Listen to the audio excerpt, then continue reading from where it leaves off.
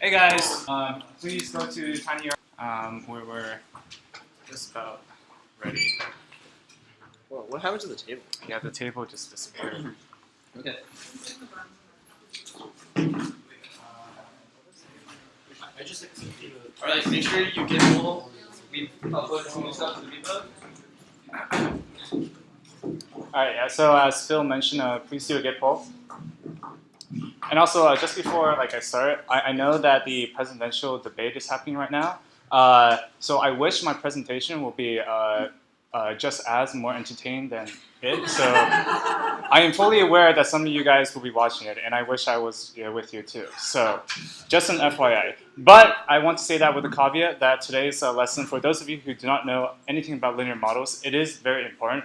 I can personally give you countless stories where I went to an interview and they just started grilling me with these types of questions. So on that note, please make your choice of entertainment wisely. So cool. Let's see, anything else? Okay, so I'll just get started. Mostly it's going to be slides today. I'll do a little bit of coding along the way, but it's mostly slides. So just an outline, I'm going to be talking about the regression model. Which is going to be your first model that you'll be introduced to. So you can finally submit something onto Kaggle now if you haven't already. The second thing I'll talk about is interpreting the linear regression model. So this is particularly important in a business setting where interpretation is really important. Like what your model is telling you, you have to tell directly to your higher ups so that they can understand what exactly you've been doing. The third one is model validation, making sure that our model is actually fitting to our data correctly. And the fourth one is the validation method for machine learning, which is the method that you'll be using in order to evaluate how your model is doing on the test set. So so that's the outline. Also, just general announcements. I've updated the project specs to reflect a single deadline instead of two deadlines. That's been pointed out to one of you guys, thank you on Piazza. And so this change is basically going to make it more simple for you guys so that you only need one date to submit everything by and such. But I also made a couple other very, very minor changes to the specs too, and they're going to be in bold, so please check it out. And if you have any other questions or you found any other discrepancies, please tell us as soon as possible. Yeah?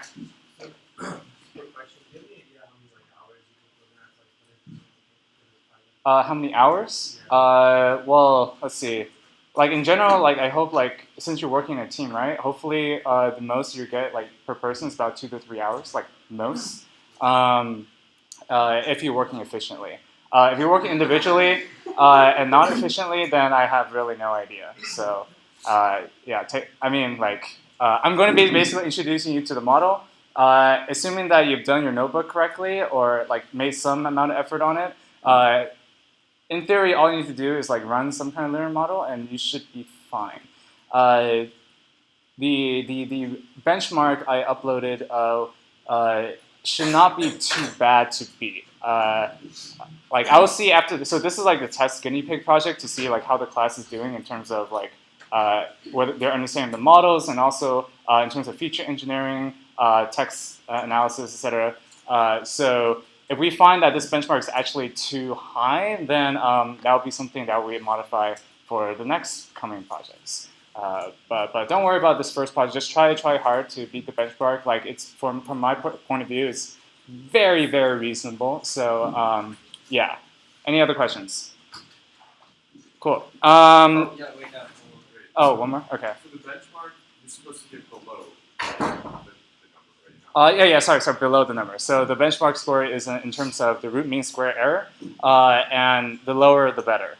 Also, I forgot to put in there, and I updated the project specs to reflect this. The RMSE is actually after the log transformation of the house price data. So, and this is because, and they also explain it on the Kaggle data evaluation page.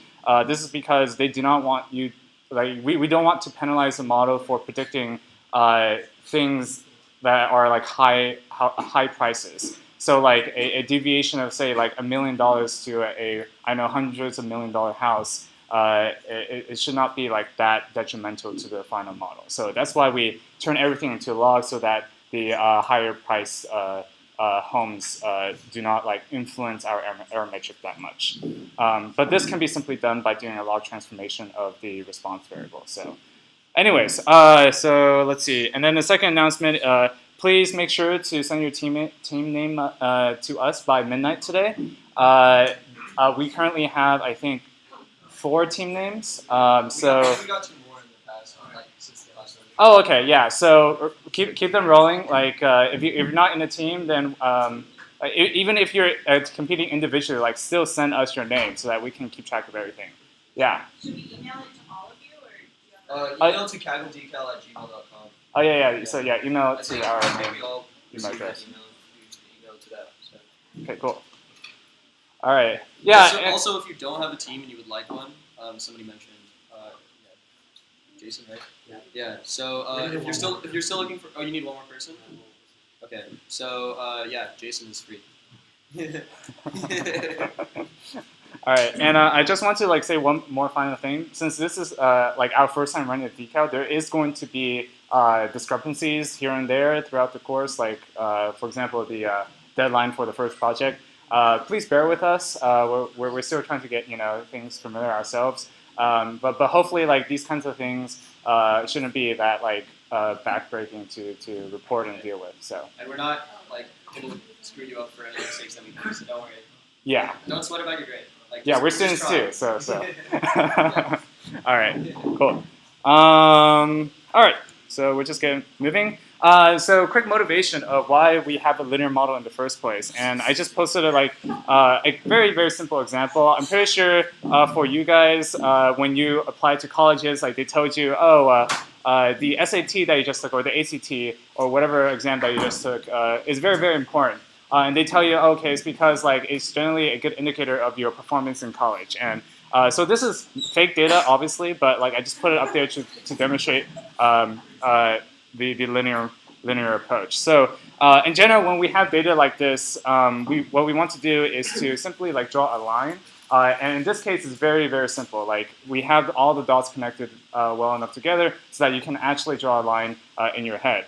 The challenge happens when, for example, we change the data a little bit and such that like there's some reason a person with a higher SAT score will actually have a lower GPA, which is not all that surprising in the real world. In fact, you have data points very scattered about usually, especially when we only have one predictive variable. And so drawing a straight line connecting all the dots in this case is not possible. What we try to do instead is to draw a line that best fits the data such that our errors between our predictive values versus the actual values are minimized.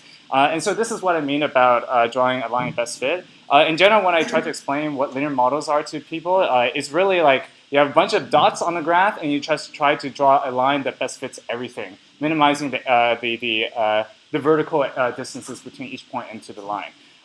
And so basically, when we're drawing this line, we eventually get a model specification in terms of mathy terms. Y is equal to something plus something plus something plus something. And these somethings are basically the variables that we have up above. So college GPA in this case will be a vector corresponding to Y, and then the SAT score will be basically the x's that correspond to the first beta, at least for the first model line. The second line, where we have a beta naught, is used to represent the intercept term, which is very common to use, so that like the line that we draw isn't actually starting from 0, 0, it's starting from some other intercept. And then finally, the third line is basically building off of the first variable to the second, to the third. Like we can have many other predictive variables other than the SAT score, like the ACT score, your high school GPA, how many extracurriculars you've done, and those kinds of things can also be built into the model in addition to the first variable. So, and finally, for the third line, there's also a epsilon term, which stands for error. Generally, for the purposes of this class, you don't really need to worry too much about what the error means. But basically, it inherently describes, suggests that the data is variable. It can scatter around about a line of best fit and is distributed in a certain way if we make that assumption. So, but in general, don't worry too much about that. What's important is really y equals beta naught plus beta 1 x1 plus beta 2, x2, et cetera, et cetera. Any questions so far? Cool. All right, so what I mean about, back to what I mean about minimizing the errors right now, we can quantify this error as something called the sum of squared errors. So that's what SSE stands for. This is basically summing each yi, so let me see, here we go. Yeah, so each yi, I in this case stands for a single row. So I equals 1, for example, will represent 3.5 minus y hat I. And y hat I is basically our predicted yi, which comes from the linear line that we drew on the screen. For example, if this, this point is 3.5, our predicted y hat from this linear model is probably like 3.4. And so what we try to do is basically do a 3.5 minus 3.4, square that, and then sum all the other square deviations across all the points. And then we get the total, we get the sum of squared errors. And this sum is the one that we want to minimize. And we can do so using algebra later. But is anybody confused about that concept? Because really what we're trying to do is just trying to minimize the errors. And the SSE is how we quantify that error. Yeah? Would the error equation depend on the type of problem solving? Like especially like for the housing right? Mm-hmm. So would you use their error function they give us or instead of that one?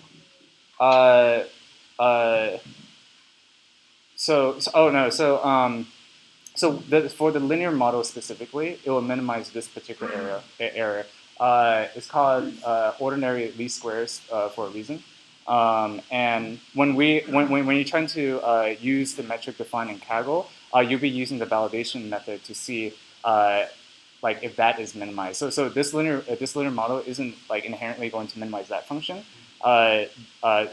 But we'll talk about like how you minimize the Kaggle's metric a bit later in the course. And it's just kind of like a tutorial to the side. Like this type of function is pretty critical to machine learning data science in general. Like, although this is this is just one example of how many different types. And it's just like it can pretty much changes what kind of problem you're solving. So yeah, you'll get more in depth with that. You should take one in or some opportunity class.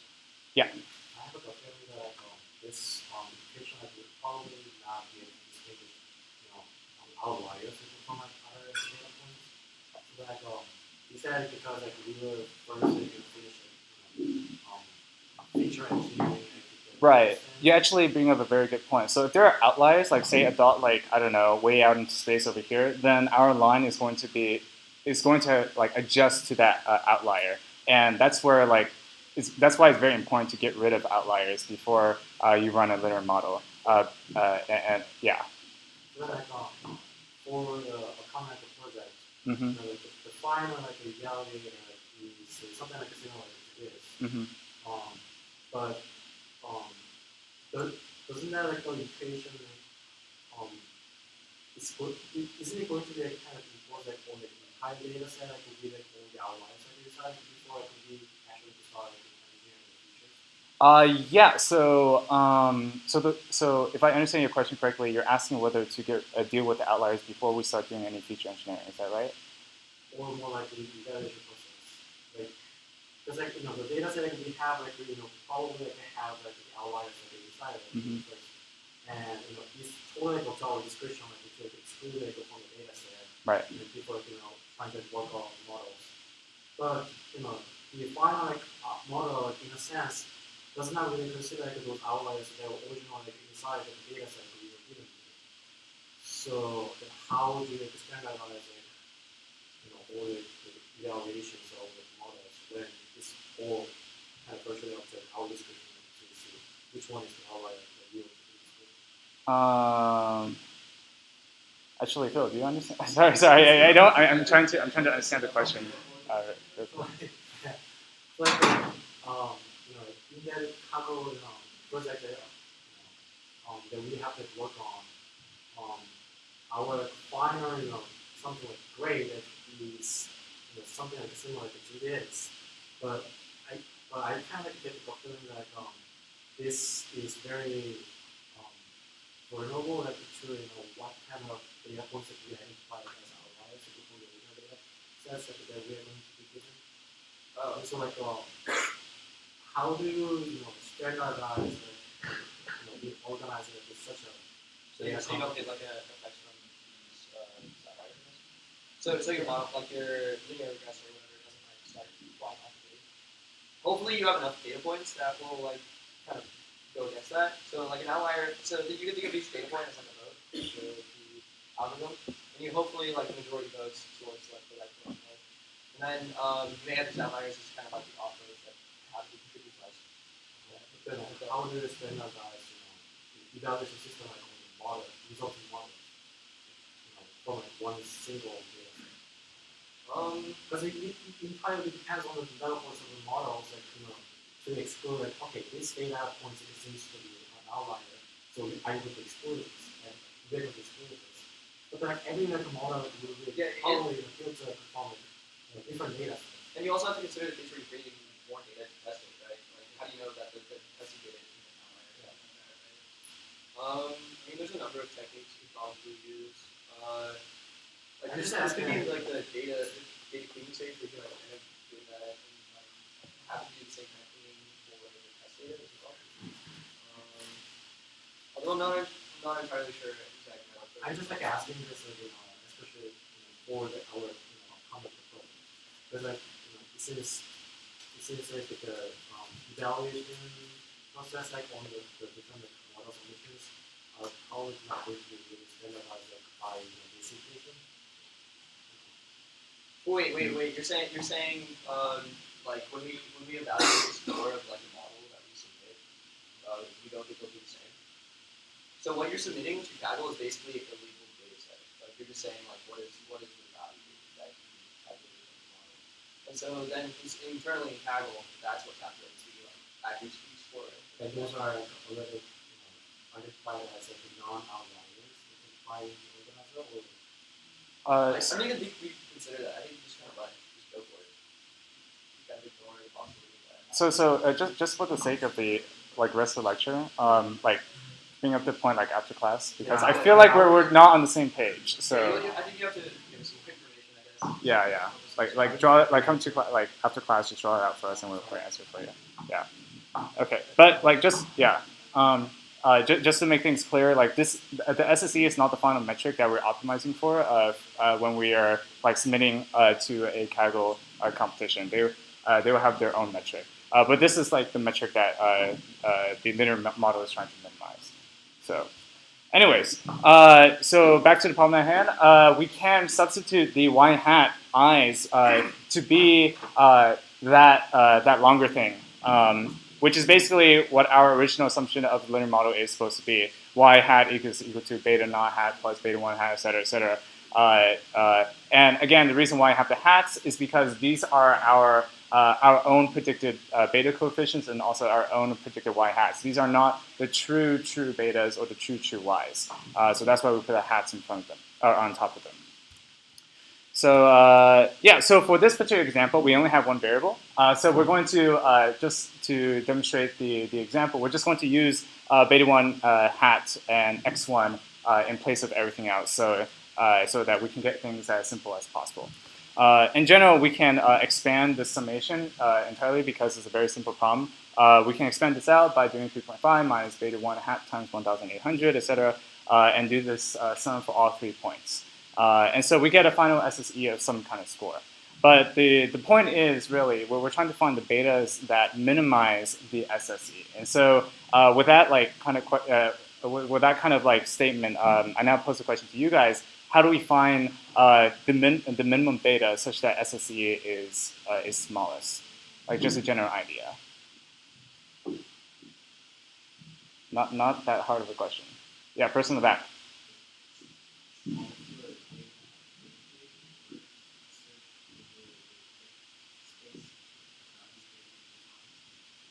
Yeah, we can search for the space, but there's an easier way. Yeah.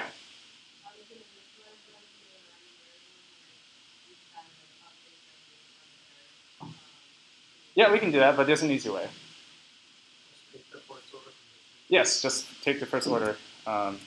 And we basically just do a derivative of the beta coefficient and set things to 0. So this is basically derivatives back in, I don't know, I don't want to be demeaning to anyone, but like I was introduced to derivatives in high school. And so that's basically what you do if you want to solve this type of problem.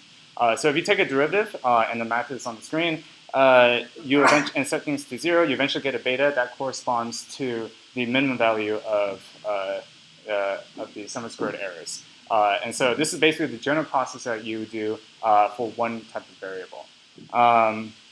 Let's see, and that like assumes a couple of things about the SSE function as well. But for just the sake of this example, like this is basically as simple as you can get. So any questions about that? Yeah. If there's more than one beta, are you getting the derivative with respect to each one? There is only one beta, which is beta 1. So when you're taking derivative, yeah, you're taking derivative for each coefficient. What if there's more than one beta? So good question. When there are, for example, 2 unknown betas, things can, yeah, I mean, you can still take the derivative, but you have to take the partial derivatives for respect to beta naught and also beta 1. So this is introducing the intercept betas.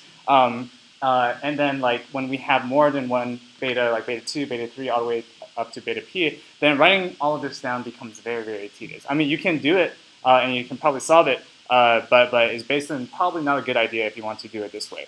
And so this motivates matrix notation. And matrix notation, you'll see this a lot, is basically our way of concatenating everything down into very concise like things. So we can do, say, matrix operations to do the exact same thing as we did before, like calculating the derivative, setting things to 0, but in much more concatenated, compact way. And so we can basically turn everything that we've done before into a matrix problem where the y's are now a vector of 3.5, 3.4, 3.7. The SAT scores are now in its own matrix with the 1 in the second column. The first column is a bunch of 1s, which denotes the intercept term. So if you look at the bottom right corner, you see basically the model that we're trying to do for each row in this problem. The way you want to think about this notation is that we want to multiply the matrix on the right, the 2 matrices on the right-hand side together. And so if you multiply these 2 things, it will be beta naught plus 1,800 times beta 1, which is essentially what y equals beta naught plus beta 1 times x is supposed to be, but for that particular row. And then we do this for the second row, and then the third row, et cetera, et cetera. So does that convince you guys that this is basically the exact same thing as we've done before, but in a much more compact form? Like, does anybody have any confusion so far why we do this? No? Okay, good. So yeah, so basically, since we've done that, we can actually write things in a very, very compact way. The y's are now y hat is equal, the y vector. The x matrix is basically just a capital X, and the betas is basically its own beta vector right now. So all 3 of those matrices now have their own corresponding letter, which is great. Because once we, and I'm not going to derive the derivatives or anything in order to solve these type of equations. If you want to know, like I can show you after class. But in general, after you try to solve this by taking the derivative, setting things to 0, you eventually get to a point where you have the first equation on the board, or the second equation on the board, which are the normal equations. And with a little bit of tinkering, if you do the inverse of x transpose x, multiply both sides, you get the beta coefficients that you want. And so this is basically the power of linear algebra. If you have not taken Math 54 or have and forgotten, this is basically where you're going to be using it.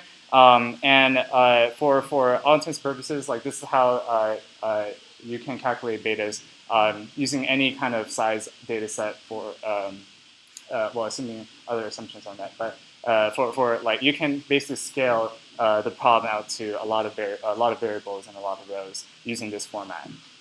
Any questions? All right, because I'm going to demonstrate in this code, in code for you guys. So that's it. Oh, here. Okay. Let me just go back real quick. All right, so I'm going to drop the mic. All right. Let's see. Day 6. Actually,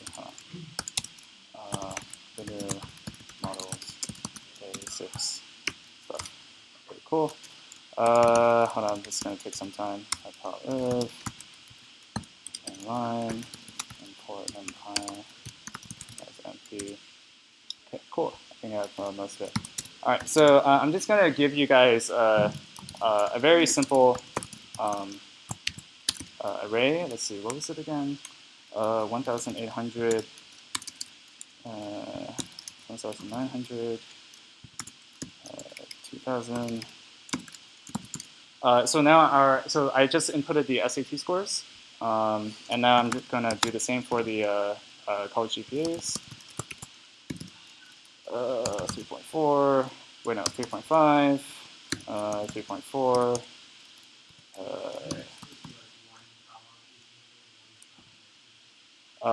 Where? For the X-ray? Oh no. Yeah, I do this because I want these to be like so if you do it the other way, it will be a row. For vectors, like they're always like by default columns, and so like I put the reason why I do this syntax is so that I can input the numbers down to Just talking columns. about where you from the previous slide, you had like a 1 and then 1800 and a 1. Oh yeah. So yeah. So I mean, I can do that in here, but just for a simple example of just using the SAT scores and not the intercept, I can like show you how to get the betas using just one variable, and then I'll show you. Yeah. So it's like y equals beta x. That's it. Yeah. So this is our y's, and then for betas, we can just use our formula. What was the formula again? X dot t is the transpose. The at symbol is the syntactic trigger for matrix multiplication. We do that with x again. Oh yeah, and then the inverse. Actually, hold on. Let me just show you guys what each line does. All right, so x transpose x gives you that. And then if we do np.linalg.inverse, we get the inverse of that array.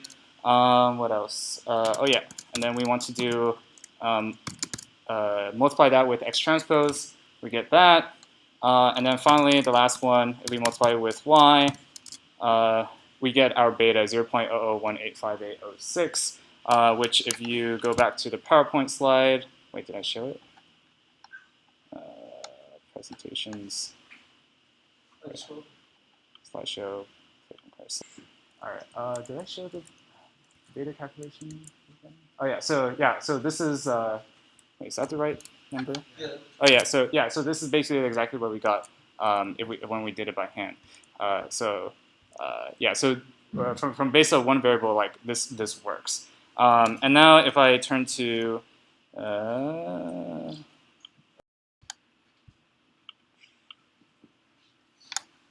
all right, so yeah, so we get this, and then we can basically go back and change what x is by inputting the ones instead,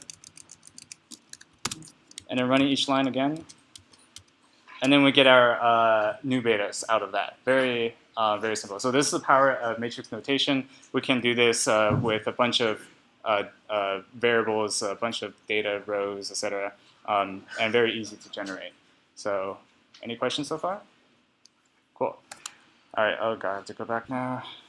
Okay, so that's how we get our betas. And the next part is about the errors on those betas. And this is the part where we get back to interpretation. So before I explain why I'm taking the covariance of the betas, the motivation behind it is that when you do get a beta from a linear model, that beta has some meaning to it. So in theory, if a variable, like say SAT score, has something to do with your college GPA, like any kind of relationship with college GPA, then the beta should be a non-zero value.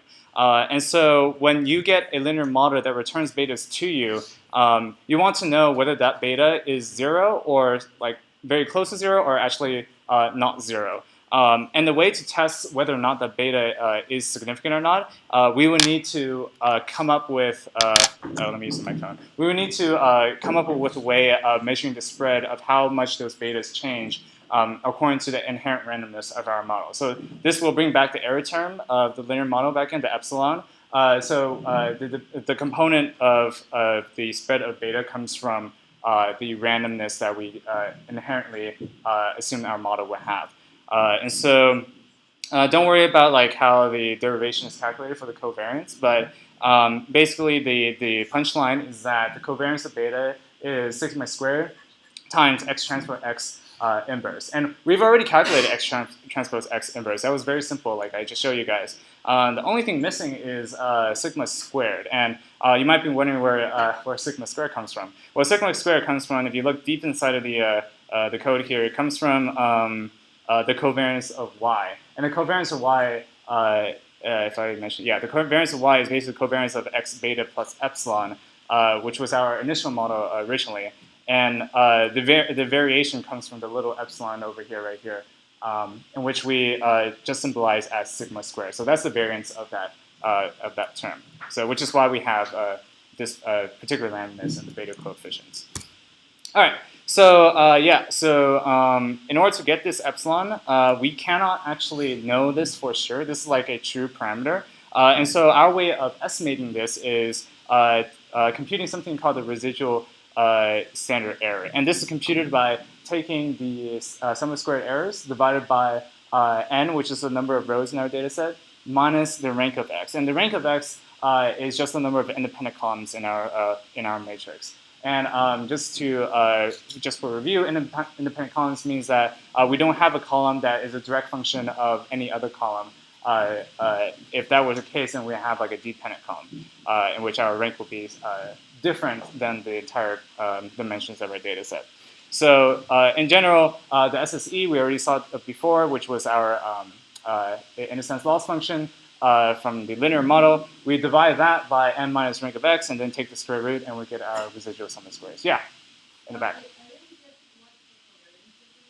Oh yeah, so the covariance, just to step back a little bit, the variance of something is basically the spread, like how spread out the random variable is. The covariance is like a variance matrix between that variable, like the variance is something, the covariance is the variance of something with itself, plus the variance with that of random variable with another random variable. So we had beta naught, for example, and beta 1. It will be the covariance between beta naught and beta 1. And so covariance is basically measuring the spread between the same beta coefficient with itself and also with the other betas out there. And I'll show you guys what the covariance matrix will look like in code afterwards. Wait, say that again?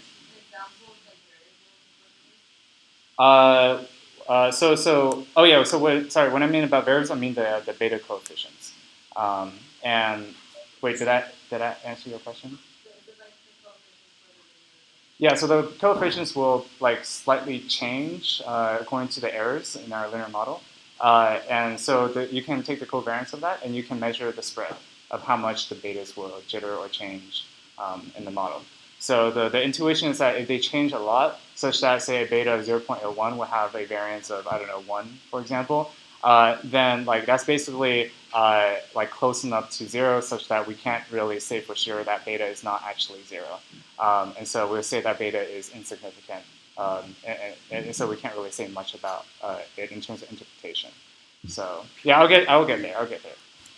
Okay, so where was I? Oh yeah, so so once we calculate the RSE, we can now plug this value inside our function, function that we found earlier, and then we get the covariance matrix of x. So is this the point?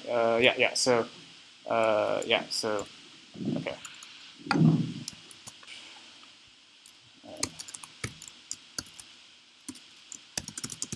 The covariance of betas. All right. So first we want to calculate the SSE, and the SSE is basically the return. Let me copy this over.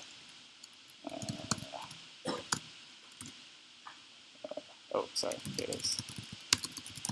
So I'm just going to use the betas that we calculated before. Betas again looks like that. And then we can get our y hats by multiplying the betas, matrix multiplying our betas. It's x first. X at betas. And this is basically our model again, like x multiplied with betas.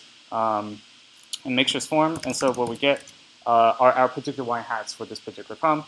And then to calculate the sum of squared errors, what we want to do is take the sum of our y's, the true values with our y hats, square each one, and we will get our SSEs. Actually, was that too fast?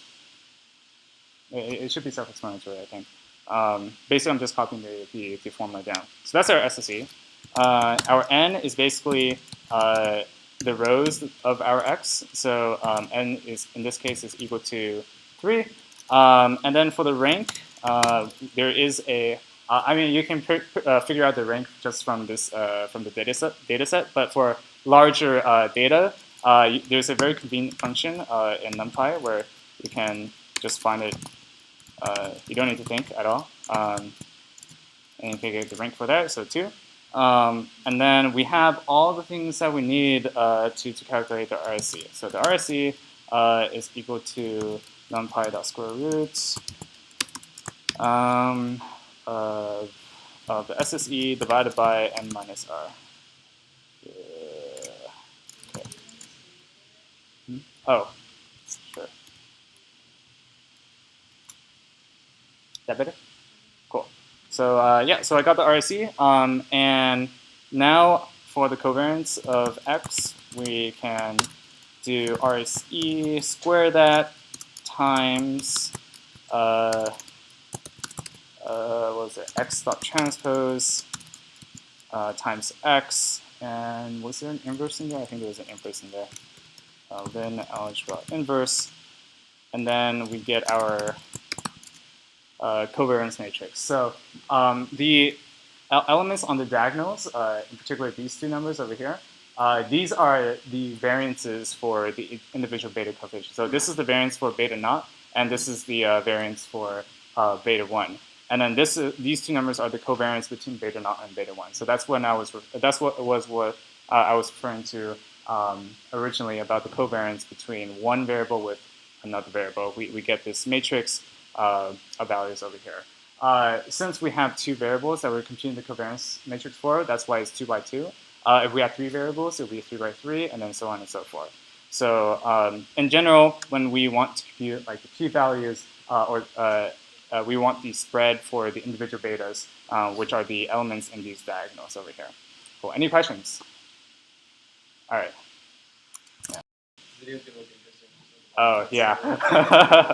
All right, cool. So finally getting into p-values. So once we have an estimate for beta and also a spread, we can compute something called a p-value.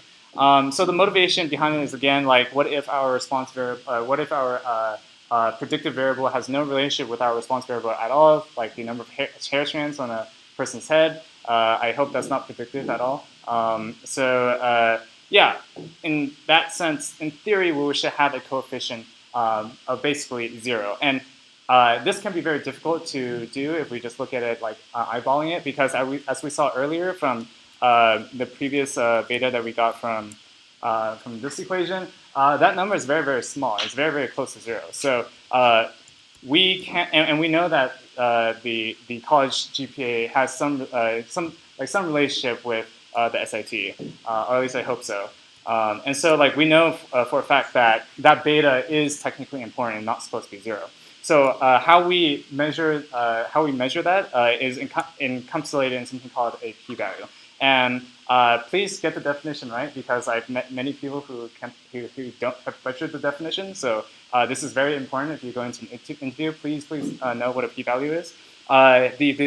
This is not the formal definition either. It's just me like playing around with a couple of like wordings that hopefully makes a bit more sense. But essentially, we're assuming the null hypothesis, which means that nothing is happening, nothing like significant is happening. In this case, the SAT score has no relationship with college GPA.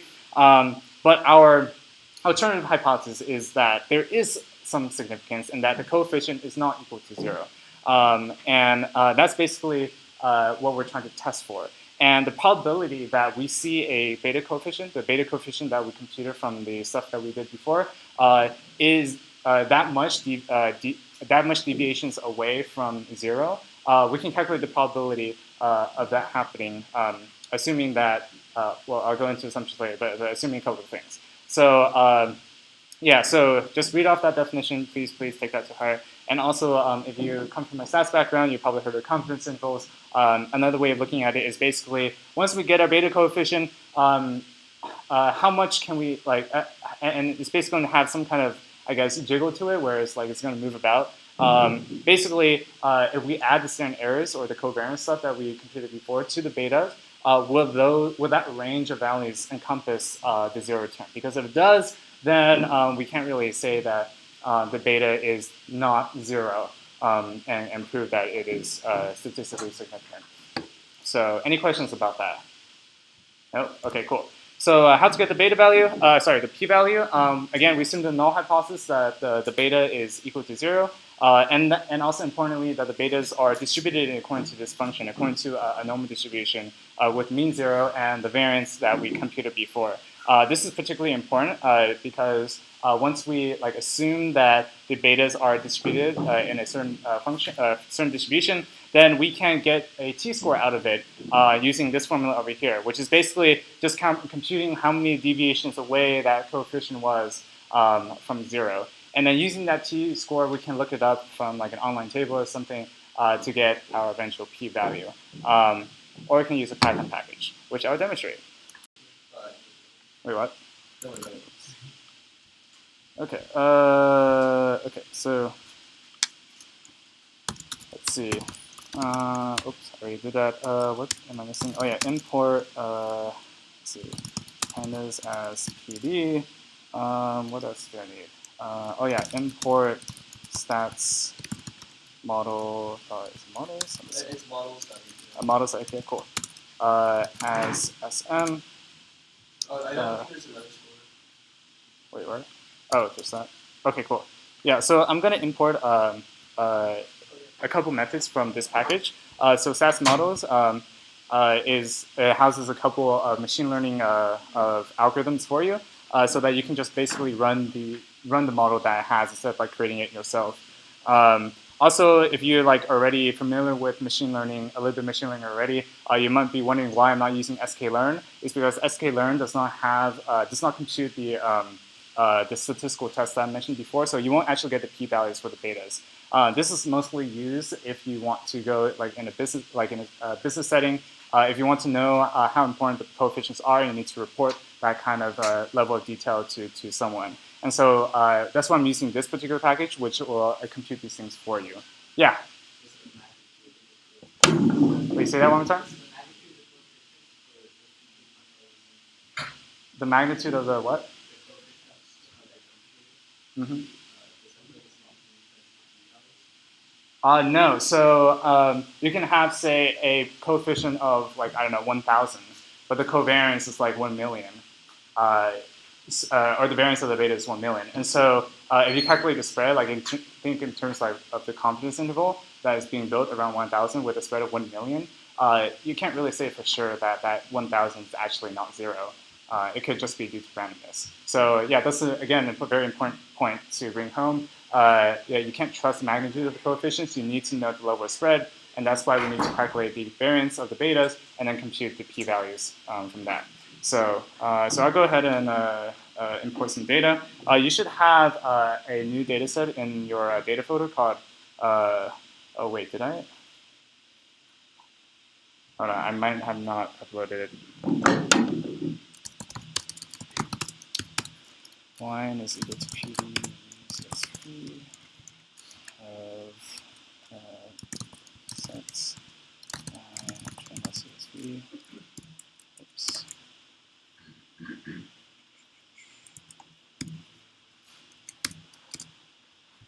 Oh shoot. Okay. Yeah. Sorry about that. I forgot to upload the data set. I will when I get back home. But it's a good thing I have. Let's see.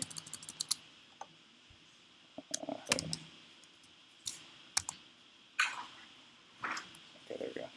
All right. So if you actually go to the actual notebook, well,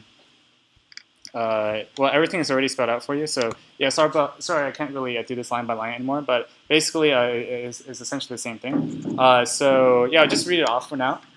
We are importing this as SM. I'll get to this line when we talk about validation a bit later. But this data, the wine data, is basically information about the wine price given certain variables, descriptive variables about it. So we have the year that the wine was made, the amount of rain during the winter. I forget what AGST is, but I'm pretty sure it's very important. Harvest rain, age, and also France's population. And from this data set, we can compute by using the OLS function from SM. We can compute a linear model algorithm from the data once we split the wine into its x predictive variables and finally the response variable. So whenever you go about like training your model, it's very important to always single out the response variable and put it inside its own variable. And then keep the rest of the predictive variables in its own matrix or in its own data frame. And the way to do that is simply just dropping the, in this case, the price variable using this function over here. Make sure you include the axis equals 1. Right? Yeah, and then axis equals 1. So axis just means do it by row or do it by column. And so we want to do this by column, which is why it's axis equal to 1. Cool. And then once we have our x and y data sets, then we can input these data frames inside our OLS function provided from SM, and then we can get our classifier saved into CLF. And then in order to fit this data set, we would just need to compute CLF.fit parentheses, and we get a result. And in order to view this result, we do result.summary. And then we get basically the output of our linear model with all the nuts and bolts to it. So as you can see, we have our coefficients over here. Our standard errors computed from basically their method of doing so, and also the p-values. And from this column, you can tell like which variables are important and which ones are not. And so it's very, very important to distinguish the ones that are important and tell those to like the higher ups and stuff like that. So yeah, and there was something I forgot to mention. So in the stats realm, usually the default like p-value or threshold is 0.05, which means like there's like 1 in 20 chance that we'll actually see something like a coefficient that departs away from 0, even if it's supposed to be 0. Anything below 0.05 we'll consider as statistically significant, and a coefficient or variable that is significant to like report and say that it actually contributes to the model. Anything else, like we can't really say anything. So like we can't really tell if year or winter rain or age have any influence on the price, for example. Did I just see a hand? No? Okay, cool. So yeah, based off that, does anybody see any problems? Like just in terms of intuition, like how wine are priced these days? Or actually, let me just step back a little bit. Can I ask like if someone can just go down the table and like read off this table as if you were telling me about like basically explaining how these variables work with the final wine price. So I'll start off like with year, since the p-value is 0.65, is very high. We cannot say for sure that a year has any relationship with the wine price. How about winter rain? Yeah.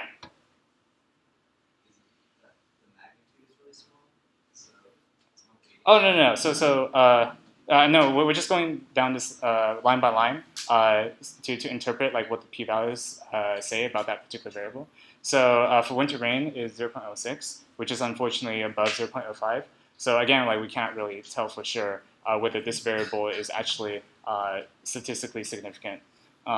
Same with the age, and also same with France's population. But the thing I was trying to get you guys to probably question a little bit is that in general, wine prices are affected by the age of like when it came out. Generally speaking, it's not always true, but generally the older the wine is, especially if it's from a very good year from I know way back when, it will be very high demand, but there'll be lots of very low. It'll be very low in supply, and so this is actually very confusing in such that the model is not detecting any relationship that age has on the final wine price. And I can tell you why, and it's because if we go down a little bit, this is going to be the last thing I wanted to talk about, but I just mentioned now, is it's a concept about multicollinearity, which basically means that there are certain columns in our data set that are actually linearly dependent to another. And so we can detect this very easily using a correlation function, in this case, .core.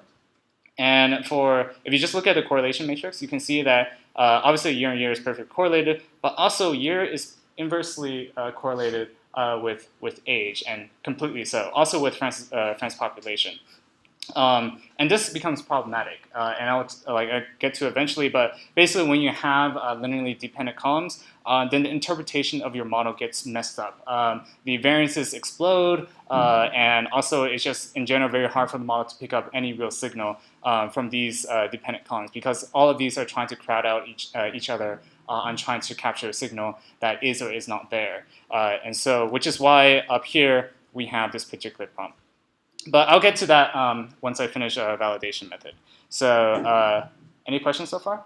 Yeah. So you said the lower p is good? Oh yeah, so the lower the p-value, the better.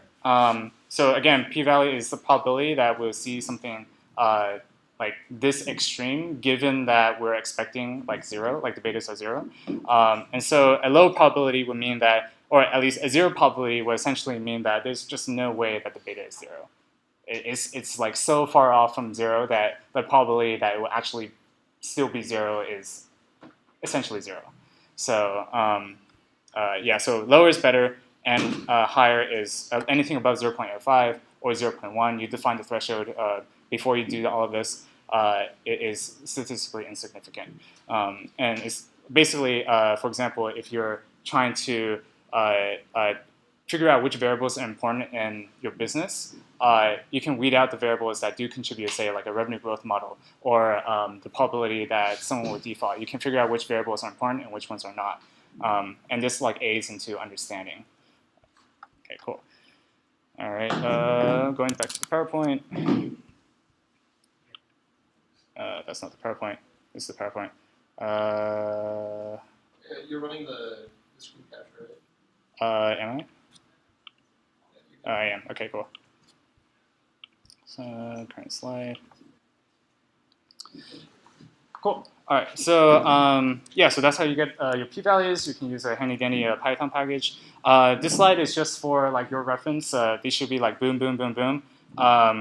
Basically testing for like significance and also the interpretation of the model as well.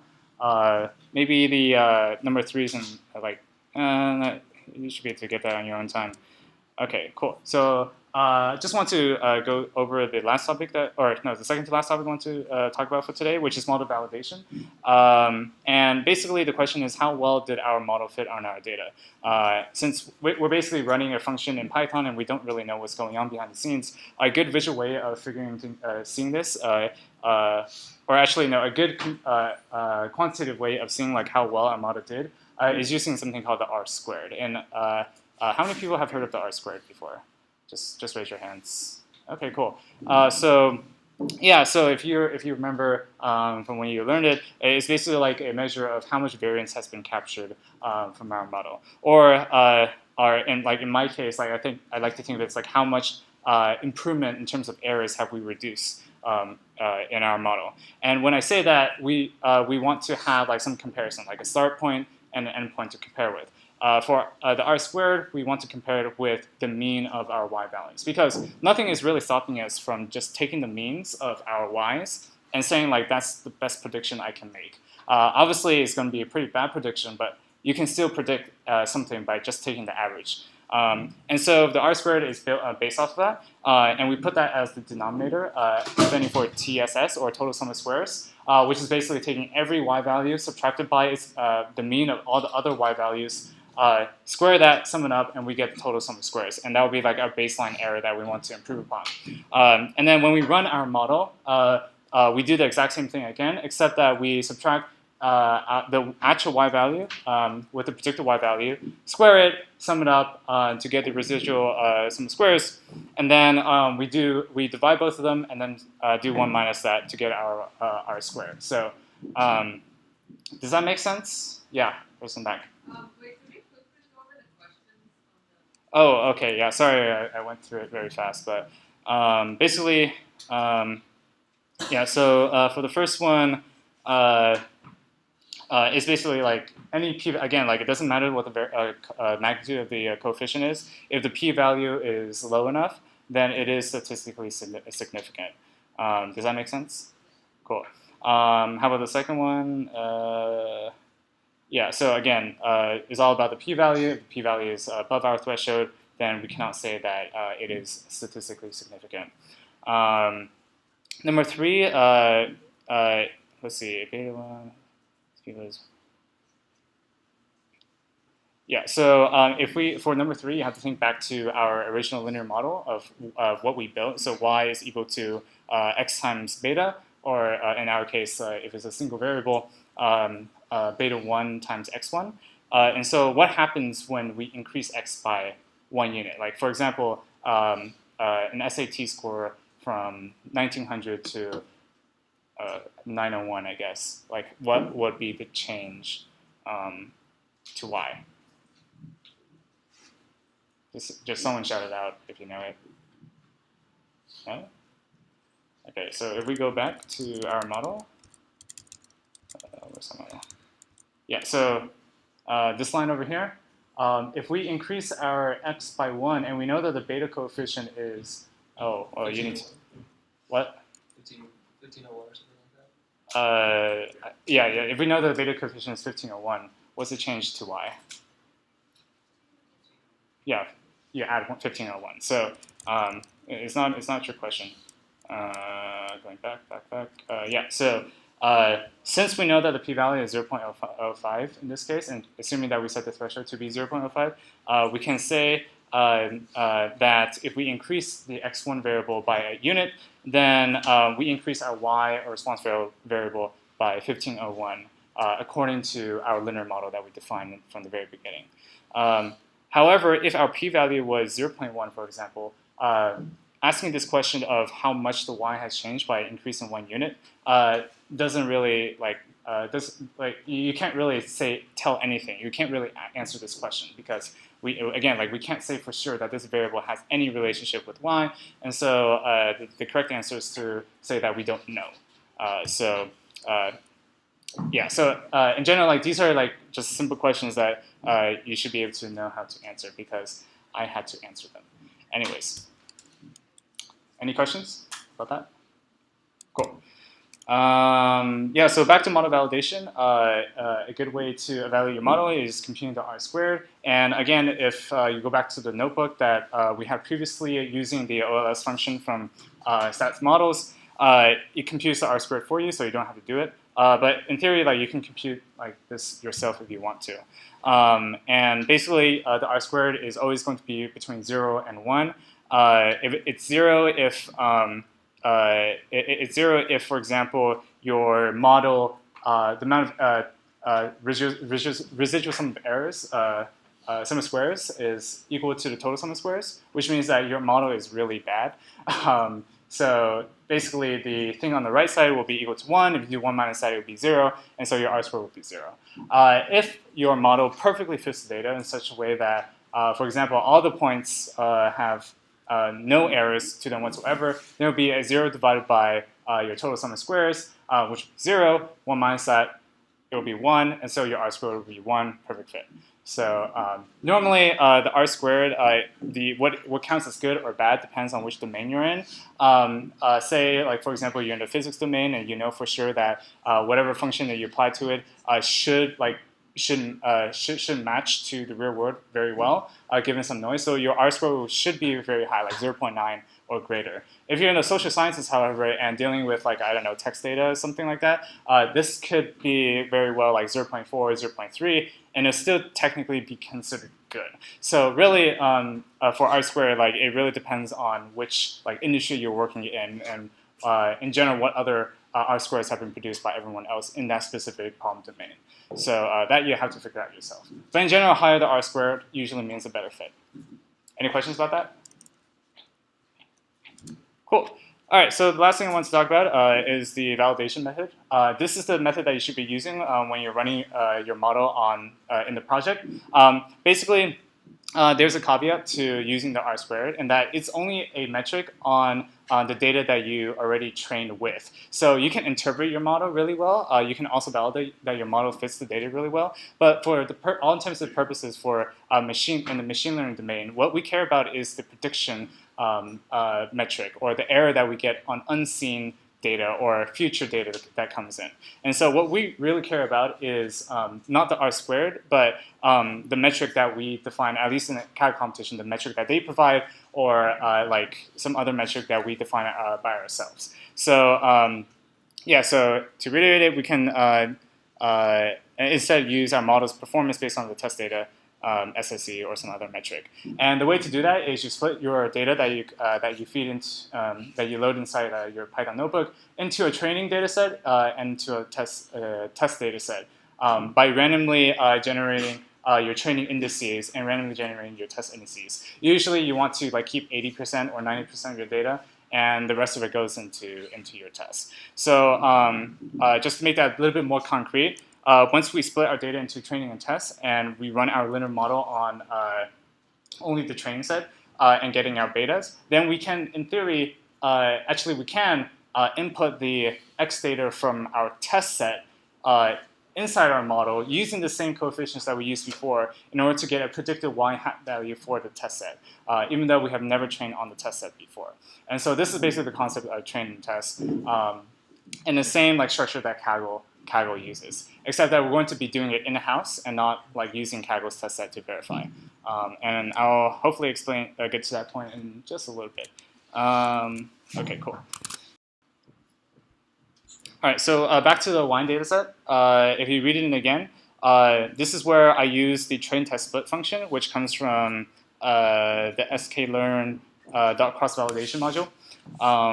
And basically this train test split will split your data set into a train data set and a test data set for you according to, and you give it a test size and also a random state, because this is completely random. And when you run this again without, for example, the random state, then it will give you a different different train set and a different test set each time. And so to keep things consistent, you can give it a seed or a random state so that it will always give back like the same train set and the same test set for validation purposes. Anyways, so if you run that line and then check the shapes of our data set, we now have 20 rows for our train and also 5 rows for our test, which corresponds to 80-20, 80-20 split. And then what we want to do is, again, run our model only on the train set. So we want to split the housing price into its own y vector, and then keep the other variables into its own x vector. We do the same for the local test set. Oh, and by the way, I call these local because it gets a little bit confusing in terms of Kaggle competitions. Kaggle will give you like a train set and a test set to use, which are not the train and test sets that we want to use for the validation method. This is only from the train set. So when we split it into train and set on our machine, we call it the local train and the local test set, just to avoid like confusion in terms of terminology. So yeah, I hope that makes sense. Anyways, so yeah, we do the same for the tests to get our y's and x's. We feed in our local train y and local train x into our ordinary least squares model. We fit it, and then this is the new function, result.predict. Basically, using the betas that we figure out beforehand from the fit, we can feed in the test data using only the x's to get our final predictions. And so what comes out are these numbers over here, which is basically using the betas and using the local test x matrix and multiplying with the betas. And so this will get our predicted y values or y hats.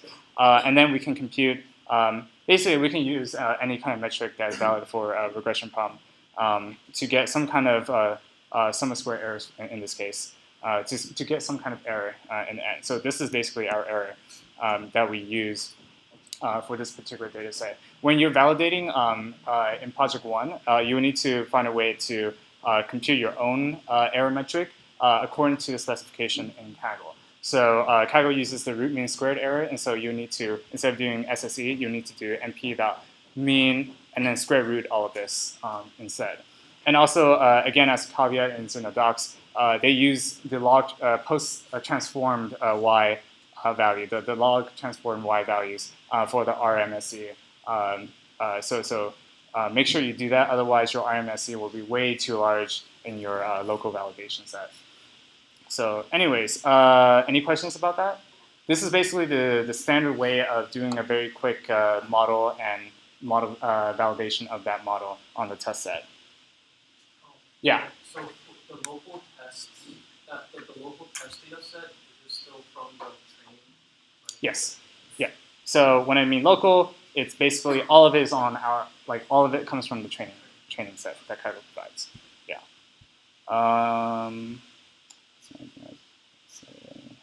No. Okay. So back to PowerPoint. So that's that, and then so back to the point about multicollinearity again.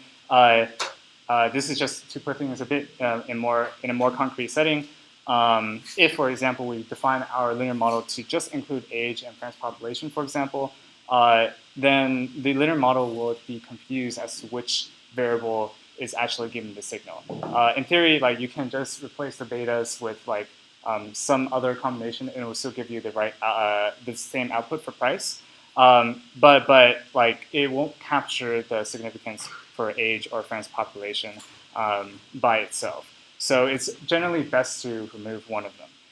In this case, since we have technically 3 variables that are dependent with each other, the year, the age, and also France population, quick question, does anybody know why France population is correlated with year? There's a very simple answer, yeah. Yeah, it just increases every single year. So that's why it's correlated. But in general, like even if the France population like just does not increase to the next year, like it shouldn't really affect the wine price too much, right? So which is why like domain knowledge becomes very important when we're figuring out which variables to drop. And so I just chose age. Yeah, so I eventually chose either I think France population and also the. Did I put it inside here? Oops.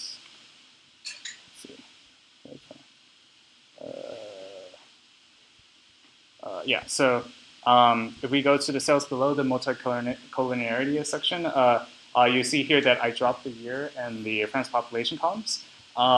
Basically redid everything that I did before, create my local train, local test, fit it, predict, compute our error. Notice that it's slightly higher, which is okay.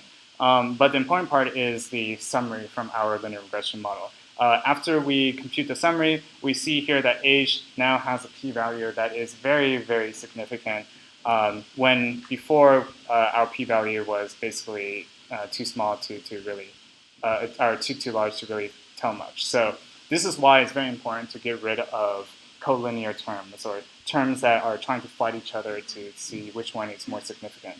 Also, if you don't, like, it doesn't show up in the Jupyter Notebook, but if you use your IPython terminal or like the actual terminal and running these lines of code, when you output result the summary, it will actually give you warnings at the very end telling you like it has detected multicollinearity and you should probably fix that. In the Jupyter Notebook, you don't get that luxury, or at least I don't know if there's like a setting that you can tune to output warnings. Yeah. So. But just be careful when you're going out in the real world that whatever, especially when you're handling like 80 or 100 variables, like it is very common to have dependent columns to each other, and that will mess up your interpretation for those impacted columns. So usually what happens is that if you really want to understand something really well, you want to first pick the columns that you think are very important and then slowly add in the rest of them to see if they make sense or not. Yeah. For year, age, and France population? Yeah, so the age of the wine is, well, dependent on the year, right? So if it comes like 30 years ago, then 1980, and then the age will be basically perfectly correlated with that number. France's population, since France's population has been growing every single year, then the age will also be growing every single year too, and so that's why it's always correlated. And that's why we have this problem in the first place. Yeah? Does it matter which collinear column you drop? Doesn't matter which one. So yes, if you drop, like, for example, age and which one? Age and year, and only keep France's population, when a time comes when France's population suddenly decreases, and we know, and this is just assumption that France's population has nothing to do with line price, then that will actually increase our test error that we have. So it's actually very important to be able to figure out which variables you want to keep if they're dependent. For the most part, you won't get to that problem that much. But it's always good to keep in mind when you're like in a business setting and these kinds of interpretations become really important. It's very important to be able to pinpoint which variables are indeed useful in your model and which ones are not. So yeah.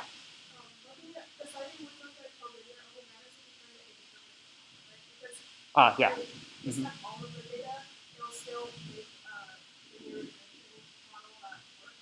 Yeah. So yes, and so you can run the model on collinear data and it will spit out something for you.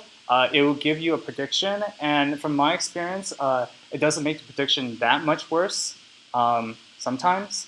But the thing to keep in mind is that the method that we explained from our slides does not work anymore when there are dependent columns, because in order to do x transpose x inverse x transpose y, we need to make sure that the matrix is invertible, and that requires that the matrix does not have like dependent columns. And so the reason why is a good thing that you brought it up. The reason why sm.ols spits out something, even though like these like year, age, and France's population are like basically perfectly collinear, is because they do something called a pseudo inverse, which is a different way of calculating the inverse when there are dependent columns. So that's why you still get values over here, but again, like they're meaningless in terms of interpretation. So just be careful about that when you're running a linear model. It will still give you something, but the results aren't going to be what you probably think they will be. So, anyways, yeah. What else is there? I think that's about it. Going back to the next thing is this was from as of I think 2 p.m. today. I forget what time I actually compiled this, but please make sure to submit your team name to us so that we have like a record of who's part of who. Yeah. So and again, the project is due Sunday at 11:59 p.m. We'll get that sign up on Grayscope hopefully soon. And also make sure to include your leaderboard score when you submit your notebook if that hasn't been clear already. Yeah, you get your team names in by tonight. So, cool. Wait. Oh yeah. Wait, hold on. Wait, the solutions are here as well. The solutions are here? Yeah. You copied them both in? Oh shoot. Oh, that's my Why don't we bad. just bring them next time? Yeah, we can bring that next time. You fix it. Wait. Just had to do like. Would they have enough time? Is it? Wait, what?